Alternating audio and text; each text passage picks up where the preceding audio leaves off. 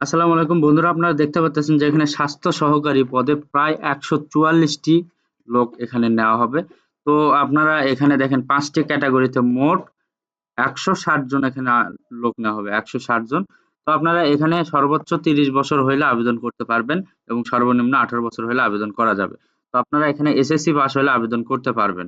তো এখানে কোন ক্যাটাগরির জন্য কতগুলো লোক নেওয়া হবে, বেতন স্কেল, পদের সংখ্যা, বয়সীমা, শিক্ষাগত যোগ্যতা কি লাগবে, তো এরপরে আবেদন করতে কত টাকা খরচ পড়বে, কবে থেকে কবে আবেদন করা যাবে, তো সবকিছুই থাকছে আজকের এই ভিডিওতে। আপনি যদি আমার চ্যানেলে নতুন হয়ে থাকেন, অবশ্যই আমার YouTube channel unlimited job info BD চ্যানেলটি অবশ্যই আপনারা সাবস্ক্রাইব করে রাখবেন এবং পাশে থাকা বেল আইকনটি অন করে রাখবেন, যাতে নতুন কোনো ভিডিও পোস্ট করা মাত্র আপনারা নোটিফিকেশন পেয়ে যান।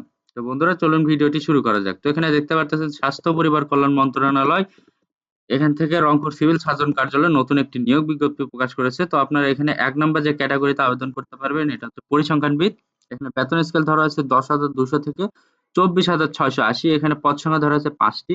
এখানে সর্বোচ্চ ৩০ বছর হলে আপনি আবেদন করতে পারবেন। এখানে শিক্ষাগত যোগ্যতা চেয়েছে কোনো শিক্ষিত বিশ্ববিদ্যালয় হতে পরিসংখ্যান, গণিত, অর্থনীতি বিষয়ে স্নাতক বা সমমানের ডিগ্রি থাকতে হবে। কম্পিউটার চালনায় দক্ষতা থাকতে হবে।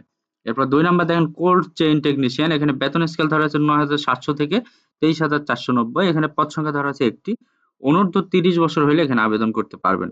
এরপর শিক্ষাগত যোগ্যতা কোনো শিক্ষিত বোর্ড হতে রেফ্রিজারেশন বা এয়ার কন্ডিশনিং ট্রেডে উচ্চ মাধ্যমিক সার্টিফিকেট, ভোকেশনাল পরীক্ষা উত্তীর্ণ হতে হবে। এরপর ৩ নাম্বার হচ্ছে স্টোর কিপার। এখানে বেতন স্কেল ধরা হয়েছে ৯,৩০০ থেকে ২২,৪৯০। এখানে পদ সংখ্যা ধরা হয়েছে ৬টি। এখানে সর্বোচ্চ ৩০ বছর হইলে আপনি আবেদন করতে পারবেন। তো এখানে শিক্ষাগত যোগ্যতা কোনো শিক্ষিত বোর্ড হতে উচ্চ মাধ্যমিক সার্টিফিকেট বা সমানের পরীক্ষা উত্তীর্ণ হতে হবে। সরকারি বিধি অনুযায়ী জামানত প্রদান করিতে হবে। এরপর ৪ নাম্বার যে ক্যাটাগরিতে লোক নেবে, এটা হচ্ছে স্বাস্থ্য সহকারী। এখানে পদ সংখ্যা ধরা আছে ৯,৩০০ থেকে ২২,৪৯০ বেতন স্কেল। আর এখানে যে কয়টা পদে লোক নেবে, এটা হচ্ছে ১৪৪টি পদে এখানে লোক নেওয়া হবে, ১৪৪টি পদে। তো পদ সংখ্যা ১৪৪টি আছে এখানে এবং সর্বোচ্চ ৩০ বছর হলে আবেদন করতে পারবেন। তো এখানে আপনারা এসএসসি পাস হলে আবেদন করতে পারবেন, কোনো সমস্যা নাই। এখানে ৫ নাম্বার হচ্ছে যে ড্রাইভার। এখানে বেতন স্কেল ধরা আছে ৯,৩০০ থেকে ২২,৪৯০। এখানে পদ সংখ্যা ৩টি। অনূর্ধ্ব ৩০ বছর হলে আবেদন করতে পারবেন। এখানে ড্রাইভারের জন্য কোনো এই যে আপনার ৮ম শ্রেণী পাস হইলে আপনি আবেদন করতে পারবেন এবং হালকা গাড়ি চালনায় বিআরটিএ কর্তৃক বৈধ হালকা ড্রাইভিং লাইসেন্স থাকতে হবে। অভিজ্ঞতা সম্পন্ন চালকদের অগ্রাধিকার দেওয়া হবে। তো এখন দেখেন যে আপনাকে কি শর্ত পূরণ করতে হবে। এখানে কিছু শর্তাবলী দেওয়া আছে যে উক্ত প্রার্থীকে অবশ্যই লিখিত ও মৌখিক পরীক্ষায় প্রযোজ্য ক্ষেত্রে ব্যবহারিক পরীক্ষায় মাধ্যমে কার্যক্রম সম্পন্ন করতে হবে এবং উল্লেখিত পদের হ্রাস সংখ্যা বৃদ্ধি হতে পারে এবং সংশোধন ও পরিবর্তন হতে পারে। তো বন্ধুরা, এখন আপনাদেরকে দেখাবো আপনারা এখানে অনলাইনের মাধ্যমে কিভাবে আবেদন করবেন। তো এখানে দেখতে পাচ্ছেন যে আরেকটা কথা যে এখানে ১৮ থেকে ৩০ বছর হলে আবেদন করা যাবে। ওকে। তো দেখেন এখানে অনলাইনে আবেদন করার জন্য একটা লিঙ্ক দেওয়া আছে। তো এই লিঙ্কে আপনারা ক্লিক করে আবেদন করবেন।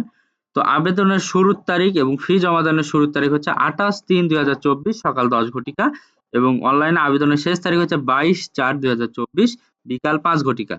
তো আপনাকে এই সময়ের ভেতরে আবেদন করতে হবে এবং আবেদনের পাশাপাশি আপনাকে ৩০০x৩০০ পিক্সেল একটি রঙিন ছবি এবং ৩০০x৮০ পিক্সেল একটি স্বাক্ষর আপলোড করতে হবে এবং আবেদন করার ৭২ ঘন্টার ভেতরে আপনাকে ৫টি ক্যাটাগরির যে আপনি যে ক্যাটাগরিতে আবেদন করবেন, সেই ক্যাটাগরির জন্য কত টাকা ফি দিতে হবে সেইটা একটু আপনাদেরকে দেখাই।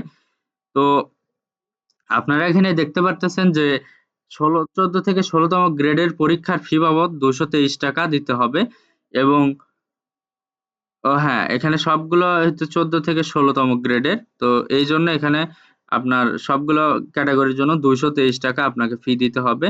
এইটা ৭২ ঘন্টার ভেতরে টেলিটক প্রিপেইড নাম্বারের মাধ্যমে এবং এটা অফেরতযোগ্য। তো টেলিটক প্রিপেইড নাম্বারের মাধ্যমে ফি দেওয়ার পরে কি করবেন, এই যে এখানে এসএমএস দেওয়ার মতো দেখেন অপশন আছে যে আপনারা কিভাবে এসএমএস করবেন। তো এভাবে এসএমএস করলে তারা একটি ইউজার আইডি এবং পাসওয়ার্ড দিয়ে দিবে। ইউজার আইডি পাসওয়ার্ড দিয়ে আপনি ওয়েবসাইটে লগইন করবেন। লগইন করার পরে দেখতে পারবেন যে ওখানে আপনি কোন পদে আবেদন করেছেন, আপনার ছবি, পরীক্ষার তারিখ, সময়, ভেন্যুর নাম ইত্যাদি সম্বলিত একটি প্রবেশপত্র থাকবে। অবশ্যই সেটি আপনি রঙিন প্রিন্ট করে বের করে নিতে হবে। এটি আপনার লিখিত পরীক্ষায় অংশগ্রহণের সময় এবং মৌখিক পরীক্ষার সময় অবশ্যই প্রদর্শন করতে হবে। তো এটা ছাড়া আপনি পরীক্ষায় অংশগ্রহণ করতে পারবেন না। তো বন্ধুরা, আজকের ভিডিওটি এই পর্যন্তই। যদি আপনাদের এই যে ক্যাটাগরিগুলো আছে এটার সাথে যদি আপনার শিক্ষাগত যোগ্যতা মিলে, অবশ্যই আপনারা এখানে আবেদন করবেন। আর হ্যাঁ, আরেকটা কথা সেটা হচ্ছে যে এখানে শুধুমাত্র আপনার রংপুর জেলার যারা স্থায়ী বাসিন্দাগণ আছেন, শুধু তারা এখানে আবেদন করতে পারবেন। তো বন্ধুরা, যদি ভিডিওটি ভালো লাগে অবশ্যই চ্যানেলটি সাবস্ক্রাইব করে রাখবেন এবং ভিডিওটি লাইক এবং শেয়ার করে আমাদের পাশেই থাকবেন। তো সবার জন্য অনেক অনেক শুভকামনা। সবাই ভালো থাকবেন, সুস্থ থাকবেন। আল্লাহ হাফেজ। দেখা হচ্ছে নতুন কোনো ভিডিওতে। Thanks for watching. Please like, share, subscribe.